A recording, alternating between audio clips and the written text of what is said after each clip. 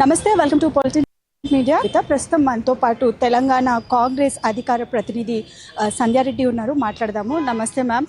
అయితే నిన్న చూసుకుంటే బాల్క సుమన్ పెట్టిన ప్రెస్ మీట్లో అంటే తను మాట్లాడిన మాటలు కానివ్వండి, తను చేసిన వ్యాఖ్యలు కానివ్వండి, అవి చూస్తే అంటే మీ స్పందన ఏంటి? మోర్ ఓవర్ అంటే అధికారం కోల్పోయినందుకే ఫ్రస్ట్రేషన్లో ఉండి అలా మాట్లాడారనుకోవచ్చా? అది తెలుస్తుంది కదమ్మా, ప్రజలను రెచ్చగొట్టడం రాజ్యాంగ విరుద్ధం. అది కేసు బుక్ చేయాలి ఇట్లాంటి వాళ్ళని. అంటే రైలు పట్టాలు తగలబెడదాము, ఈ సింగరేణి భావాలను తగలబెడదాం అనేది ప్రజల సొమ్మమ్మ. ఇది ప్రభుత్వం అంటే ఎవరు? ప్రజలు. ప్రజల సొమ్ములు తగలబెడతానంటే నేను తగలబెట్టరా ప్రజలు?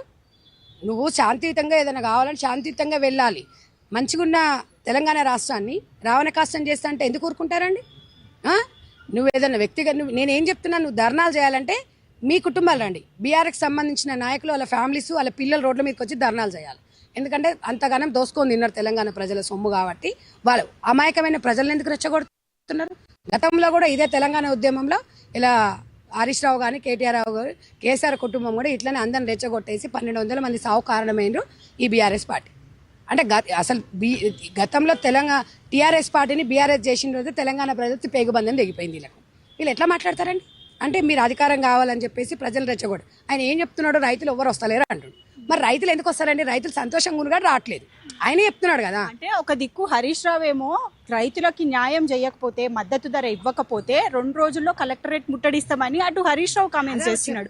కానీ ఇటు ఈయన చూస్తేనేమో అసలు రైతులే బయటకు రావట్లేదు. అంటే వాళ్ళ పార్టీలోనే వాళ్ళకి సఖ్యత లేదనుకోవచ్చు. అది తెలుసమ్మా. అంటే ఉనికి కాపాడుకోవాలి కదా, బీఆర్ఎస్ ఉంది అని చెప్పేసి ఉనికి కాపాడుకోవాలని చెప్పేసి వాళ్ళేదో మాట్లాడుతున్నారు తప్ప వాళ్ళు రెచ్చిపోతున్నట్టు మేము రెచ్చిపోదు.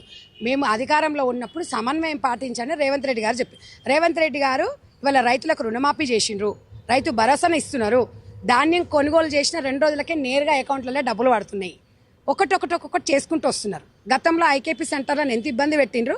ధాన్యం కొనుగోలు చేసినప్పుడు డబ్బులు రాలేదు. కళ్ళాల మీదల్లా చిన్నపిల్లలను ఉంచుకొని వారం రోజులు మన ఒడ్ల కుప్పల మీద వండుకున్న రోజులు ఉన్నాయి. తేళ్లు పాములు గరిచి చచ్చిపోయిన వాళ్ళు ఉన్నారు. అవన్నీ గతం మర్చిపోయినరా? మేము అసలు ఎప్పటి ధాన్యం అప్పుడు కొనుగోలు చేస్తున్నామో 2 రోజులలో అకౌంట్లో పడేలాగా చేస్తున్నాం.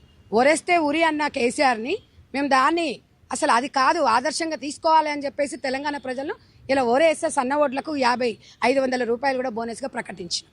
ఇచ్చినాం కూడా. అవి ఇంత ఘనం చేస్తున్నప్పుడు ఇలా బాల్క సుమన్ ఒక విద్యార్థి దశ నుంచి వచ్చి ఇలా తెలంగాణ ప్రజలు ఒకసారి ఎంపీగా ఎమ్మెల్యేగా అవకాశం ఇచ్చిండ్రు. మతి ఉండి మాట్లాడుతుండే, మతి లేక మాట్లాడుతున్నారు. అంటే రేవంత్ రెడ్డి గారి మీద వ్యాఖ్యలు చేస్తున్నారు కదా వ్యక్తిగతంగా.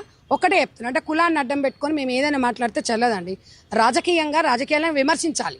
ఇవాళ రాజ్యాంగబద్ధం మనం ఒకటే. కులానికి ఒక అది ఉండదు ఇక్కడ. ఏ కులమైనా ఏ మతమైనా ఏదైనా కూడా చట్టానికి ఎవరు చుట్టం కాదు. మేము ఏం మాట్లాడినా వెళ్తామని కాదు. ఇవాళ ఒక రైల్వే ఆస్తి ధ్వంసం చేయడం అనేది అది మామూలు కాదు. ఒక దేశద్రోహి కిందికి వస్తుంది. కేసు బుక్ చేయాలి. ఎందుకంటే ఒక టైంలో ప్రగతి భవన్ ని కూడా కూల్చేద్దాము అని రేవంత్ రెడ్డి మాట్లాడారు. నిన్న ప్రెస్ మీట్ లోనేమో సింగరేణి భవన్ ని తగలబెడదాము, రైల్వే పట్టాలు కోసేద్దామన్న మనిషి ఈ రోజు వచ్చేసరికి మళ్ళీ ప్రెస్ మీట్ పెట్టి అదంతా నా వీడియోని మార్ఫింగ్ చేశారు.